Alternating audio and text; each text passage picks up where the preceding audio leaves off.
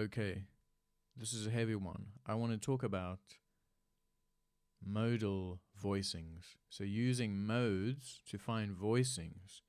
And then how do you compose using these voicings?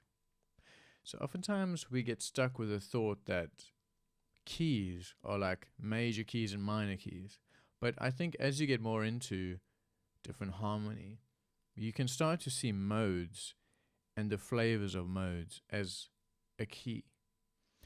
Now, where I first started discovering this was I started to check out Weather Report, and I started to check out Matthew Garrison, the bass player, and I started to check out Herbie Hancock's more modern tunes. So just as an example of what I'm talking about, you take a voicing that implies a certain mode and you move the voicing around. So look at this, and this is very heavily influenced by the song Havana by Weather Report. Here's a voicing for an E major 9 sharp 11. 1 9 7. It's such a strong voicing. It really gives you the flavor of Lydian. Now if someone says what key are we in, I wouldn't say A major. I would say we're playing in E Lydian. Okay, because that is the true flavor of this piece of music. Now the voicing is so strong and the color of Lydian is so strong. If you move this around, let's say I move this to A, your ear will just go to the new place.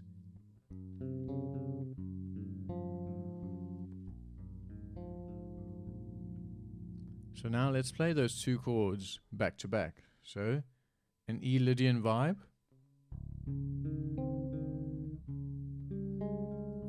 to an A Lydian vibe.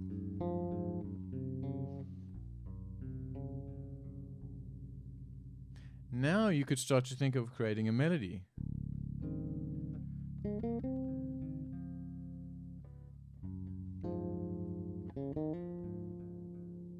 And try and make something repetitive. A motif. Play it on this chord. And now you have a beautiful section for a song.